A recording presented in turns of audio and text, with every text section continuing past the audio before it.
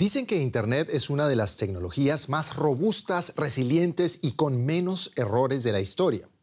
Y tiene que serlo, porque si nos quedáramos hoy sin Internet, probablemente también nos quedaríamos sin luz, sin poder controlar el tráfico, sin hospitales, todo un caos.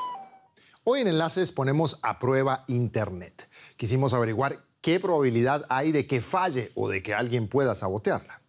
Internet, sus amenazas y los ciberataques. Ese es nuestro tema de hoy en Enlaces. Bienvenidos.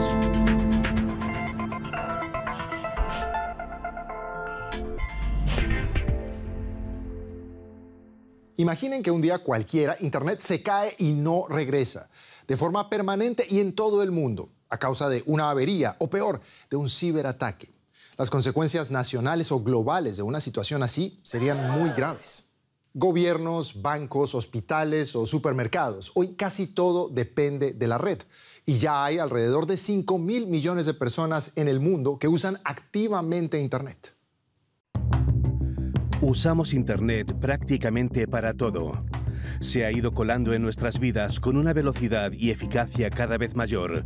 Pero esta dependencia de la red implica riesgos. En su libro Error 404, la periodista científica española Esther Paniagua describe este fenómeno. Todo está conectado a Internet. Comercios, hospitales, toda la administración pública y servicios gubernamentales, empresas y medios de comunicación. Todo está conectado.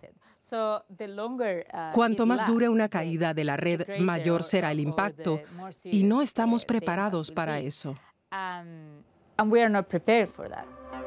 Cuando se desarrolló la World Wide Web a finales de los 80, su objetivo principal era convertirse en una plataforma de intercambio para las universidades.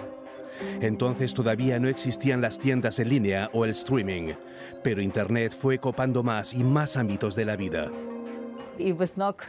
Internet no se creó para gestionar todas las empresas, todo el comercio, todas las infraestructuras críticas y los servicios gubernamentales.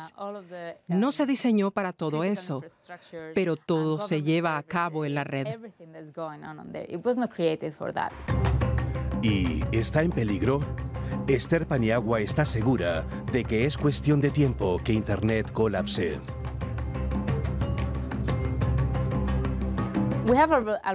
Tenemos muchos ejemplos en los que no ocurrió a escala global, pero sí de forma masiva.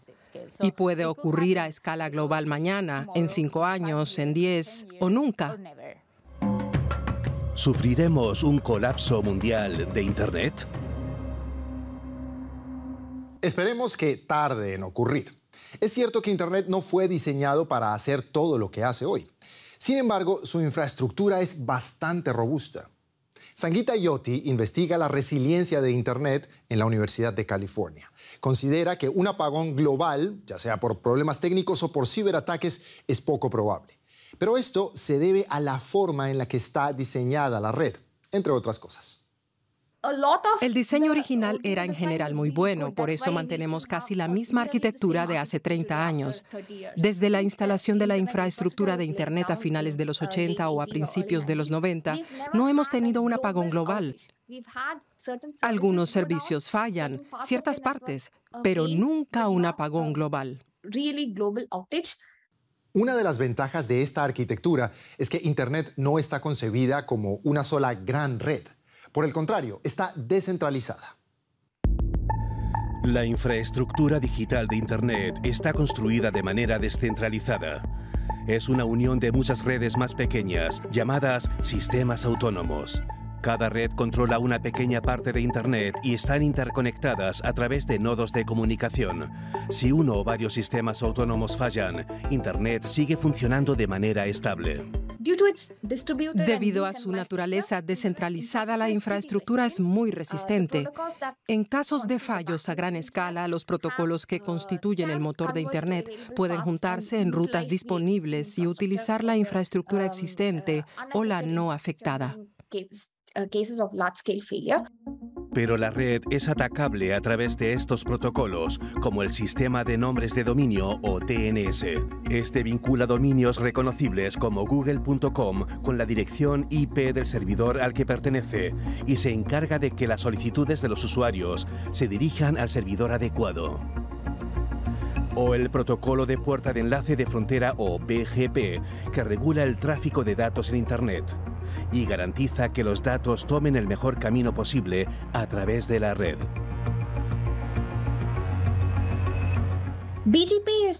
El BGP es el protocolo que nos da las rutas en Internet, por lo que es posible que agentes malignos lo alteren para que nos redirija a un camino falso.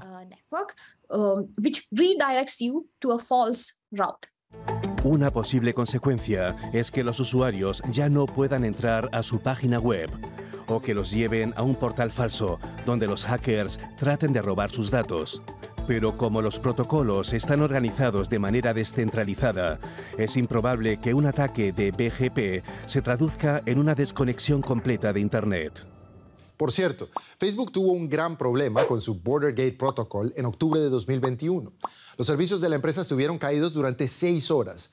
Y todo porque las solicitudes no llegaron al lugar correcto, es decir, a los servidores adecuados. Y ese fue un error técnico, ojo, no un ciberataque. Sin embargo, deja claro que Internet está relativamente bien protegida contra los fallos porque su estructura está descentralizada. Pero muchos servicios que utilizamos no lo están y eso puede ser complicado. Las grandes empresas tecnológicas juegan también un papel importante en segundo plano cuando estamos en línea. Si no es posible acceder a Facebook, tampoco podremos entrar con nuestra cuenta en otros sitios. Cuando en 2020 numerosos servicios de Google quedaron inactivos durante 45 minutos, dispositivos conectados como lámparas o detectores de humo dejaron de funcionar. Con cada vez más dispositivos en red en la Internet de las cosas, este problema será aún mayor. Alexa, lock the front door. Pero, a ver, un momento. ¿Qué pasa con el hardware, es decir, la infraestructura física de Internet? Alrededor del 95% del tráfico internacional de datos se realiza hoy en día a través de los famosos cables submarinos, que pocos han visto, pero que están ahí, para conectar continentes e islas. Esos cables llevan Internet hasta el océano Ártico. Pero, ¿qué pasaría si alguno de estos cablecitos se daña o se destruye? Los cables submarinos son especialmente importantes para la Internet global. Algunas regiones dependen de un solo cable, y estos son vulnerables, por ejemplo, a los desastres naturales. Recientemente en Tonga, la erupción de un volcán bajo el mar provocó la ruptura de un cable submarino. Son muchos los factores humanos y naturales que pueden causar fallos en los cables submarinos y es muy difícil repararlos. Primero hay que enviar un barco al océano para detectar dónde se encuentra la avería. Luego hay que extraer el cable, arreglarlo y devolverlo al agua. Y esto puede llevar días o semanas. Pero Sangeeta Jyoti investiga también una catástrofe natural aún mayor que podría inutilizar todos los cables submarinos de la Tierra a la vez, las supertormentas solares. Una supertormenta solar es una gigantesca emisión de partículas eléctricas y magnéticas procedentes del Sol en una sola dirección. Si la Tierra está en el camino de la tormenta, las partículas magnéticas del Sol pueden interactuar con el campo magnético de la Tierra. Y esto puede dañar los conductores de largo tendido en nuestro planeta. Pero hay amenazas más poderosas y cercanas que una supertormenta solar. Seguramente ya saben de qué les hablo, los ciberataques. De acuerdo con la empresa Trend Micro, en 2021, solo en los Estados Unidos, los ciberdelincuentes se llevaron $6.100 millones en estafas. Las modalidades ya son conocidas. Correos electrónicos de phishing con enlaces falsos o apps ficticias que captan datos bancarios con promesas de dinero fácil. Ahora, ¿cuáles son los ciberdelitos más comunes en Latinoamérica? Se lo preguntamos a Cristos Velasco, experto en ciberataques y ciberseguridad y profesor de Tecnologías de la Información de la Universidad Cooperativa de Baden-Württemberg.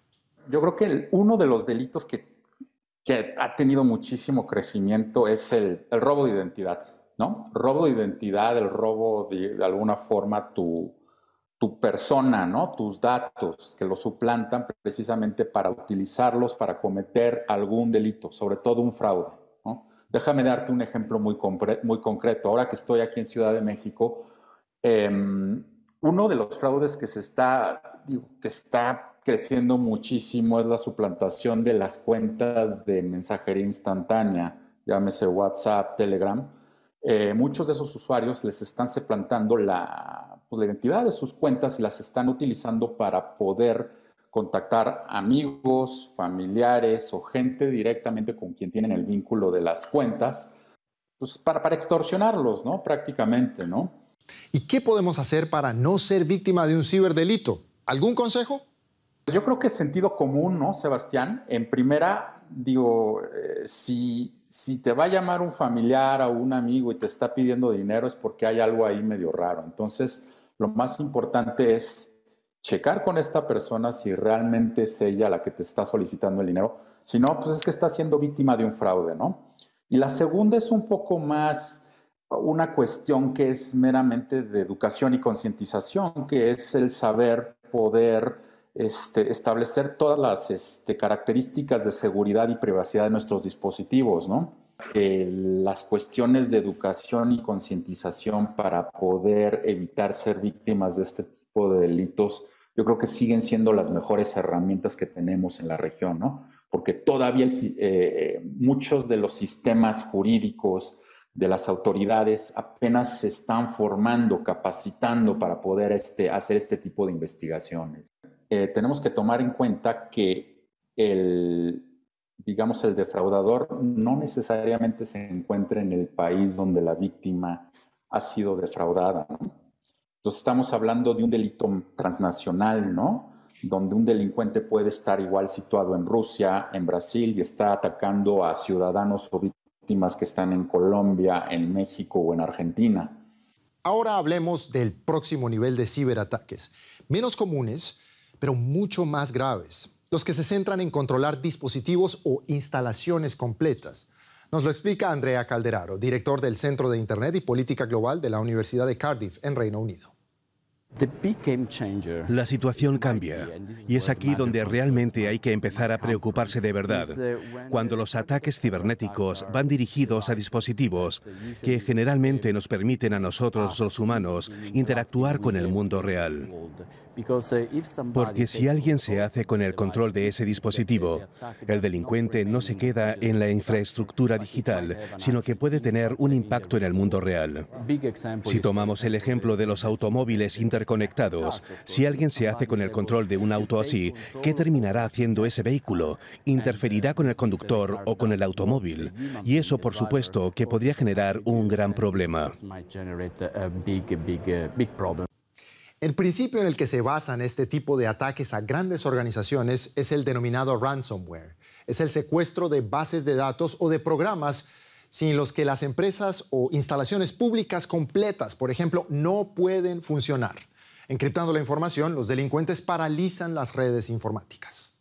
Usualmente los delincuentes piden grandes sumas de dinero para desbloquearlas, pero como veremos a continuación, las motivaciones también pueden ser otras. En todo caso, esto es un gran peligro, especialmente cuando el ransomware se da en infraestructuras críticas, como muestran algunos ejemplos de los últimos años. Agosto de 2022. Un hospital en París es víctima de un ciberataque. No se puede acceder a los archivos digitales de los pacientes ni al software del hospital. Solo se pueden atender las urgencias. En julio de 2021, un grupo de piratas informáticos manipula una actualización de software del proveedor informático estadounidense Kaseya. Esto afecta a 1.500 empresas de todo el mundo. En Suecia, cientos de supermercados Coop tienen que cerrar porque sus cajeros dejan de funcionar.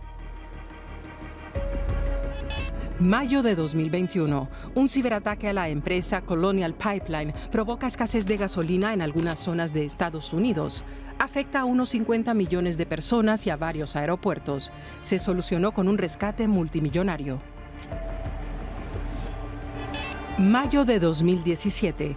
El malware WannaCry descifra los datos de usuarios en computadores de 150 países y provoca múltiples averías en las infraestructuras. Entre los afectados figuran la empresa española Telefónica, los ferrocarriles alemanes y el fabricante de automóviles francés Renault. El peor escenario posible es cuando estas infraestructuras involucran riesgos adicionales, como una central nuclear, por ejemplo. ¿Se acuerdan de Stuxnet? Muchos dicen que es quizás el gusano informático más complejo creado hasta la fecha. Se hizo famoso allá en 2010 cuando fue detectado en Bielorrusia, donde reprogramó completamente el sistema de operación de una central nuclear.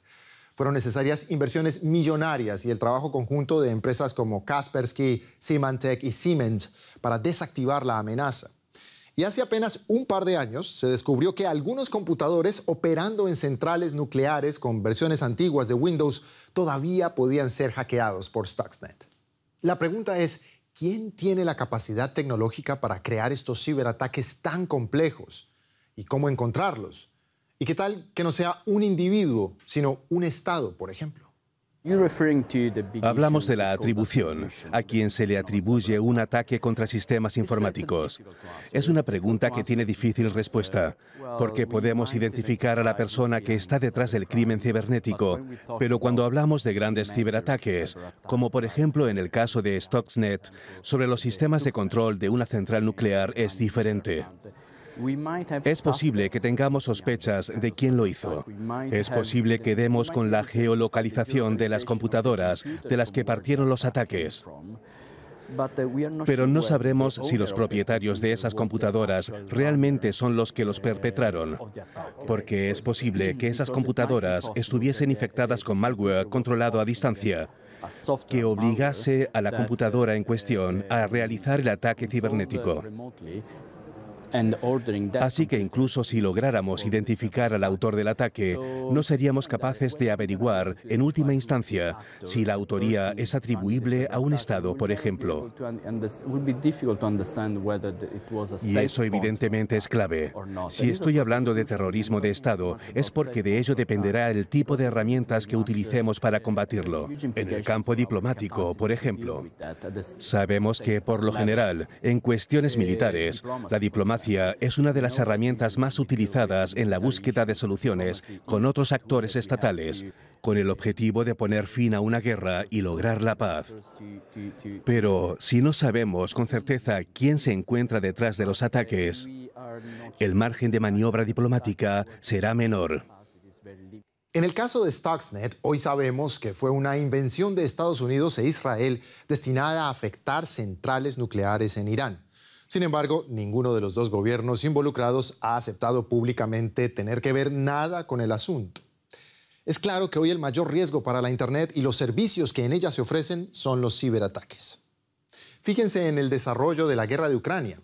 Desde el principio se utilizaron armas digitales. Inicialmente los hackers rusos habrían saboteado sitios web del gobierno ucraniano.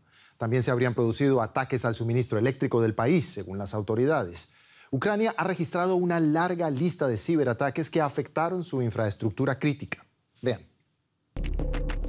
Hasta ahora nunca había habido un ejército de hackers. Ucrania combate también digitalmente la invasión rusa. Más de 250.000 voluntarios han respondido al llamado del viceprimer ministro Mikhailo Fedorov a sumarse al llamado Ejército de las Nuevas Tecnologías de la Información. Entre los miembros también hay hackers activistas.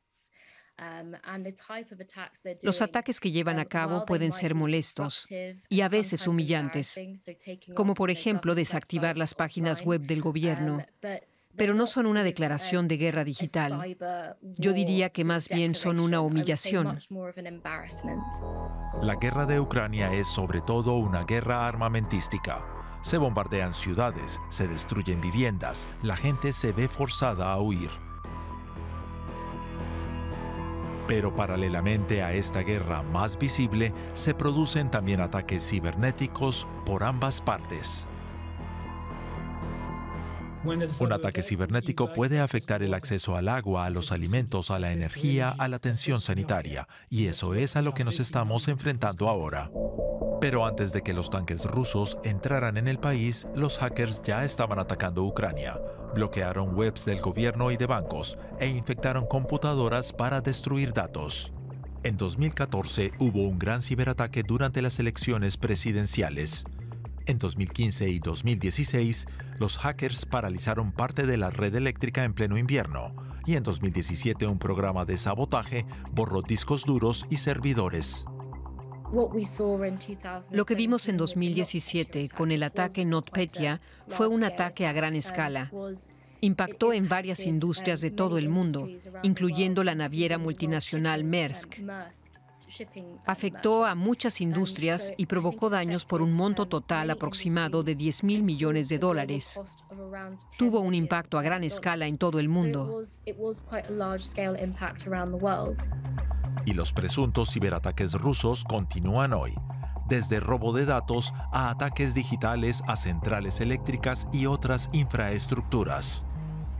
Las comunicaciones militares también se han convertido en objetivo. Hoy en día, cualquier tanque o aeronave es una computadora y está conectada a la red. Tan solo estas maquinarias albergan ya gran cantidad de cibertecnología. Aunque las bombas provocan mayor devastación que los virus informáticos, en Ucrania se libran dos guerras, la real y la digital, en paralelo. Según provisiones de la empresa estadounidense Cybersecurity Ventures, los daños causados por los ciberataques rondarán los $7.000 millones en 2022. Esto es más que el Producto Interno Bruto de la mayoría de los países. Además de los daños económicos, los ciberataques también pueden poner en peligro la vida de muchas personas. Claro, porque muchas áreas de la infraestructura crítica no están suficientemente protegidas. La pregunta es, ¿por qué? ¿Y qué estamos esperando para hacer algo al respecto? Según los expertos, la razón principal de que haya puntos débiles es que los sistemas de seguridad que emplean las empresas están anticuados. Eso las hace vulnerables. Muchas infraestructuras críticas no son tan antiguas. Pueden ser proveedores locales o regionales, que suelen ser los más vulnerables porque no pueden invertir tanto en seguridad. A menudo todavía tienen algunas fallas de seguridad básicas. Por ejemplo, que no hayan actualizado completamente sus sistemas o tengan algunas configuraciones mal. Estas formas son las más conocidas para explotar sistemas. Y eso significa que aumenta la probabilidad de que te ataquen diferentes grupos de hackers o amenazas.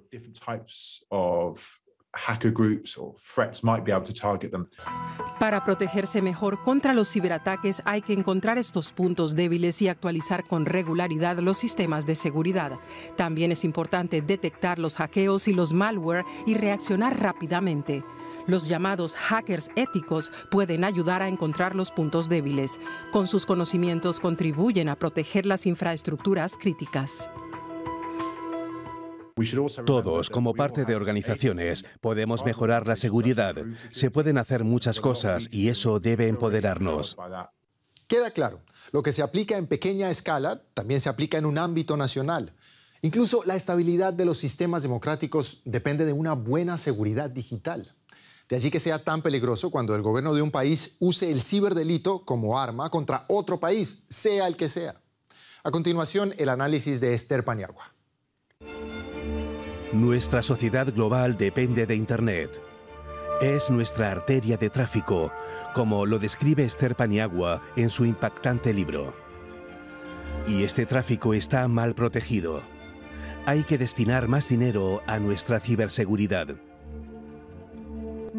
Ningún país está protegido y eso es algo descomunal. El problema es que hemos conectado todo porque es más eficiente y barato. También el Parlamento alemán sufrió un ataque. Para Paniagua debería crearse una suerte de OTAN de Internet. Se influyó en las elecciones y la infraestructura de Estados Unidos fue hackeada. Russische Hacker in Russland ausagieren. Mit Verbindungen zum russischen Geheimdienst. Occidente tiene que plantar cara. Necesitamos una alianza de democracias. Todas las democracias deberían ir bajo un mismo paraguas, lideradas por Estados Unidos y la Unión Europea. Debemos oponernos a autocracias como China y Rusia. Su modelo de Internet no es el nuestro. No queremos censura, queremos libertad. En este último macronivel, resulta inevitable pensar en organismos supranacionales para tratar de garantizar la seguridad. Así de primeras se me ocurren las Naciones Unidas, por ejemplo. Pero, ¿cómo se podría abordar realmente la ciberseguridad a nivel global? Es una iniciativa crucial, aunque es pronto para saber si será efectiva, ya que por el momento es muy difícil saber lo que se puede calificar de ataque cibernético y cómo se puede castigar a los actores intelectuales detrás de un ciberataque.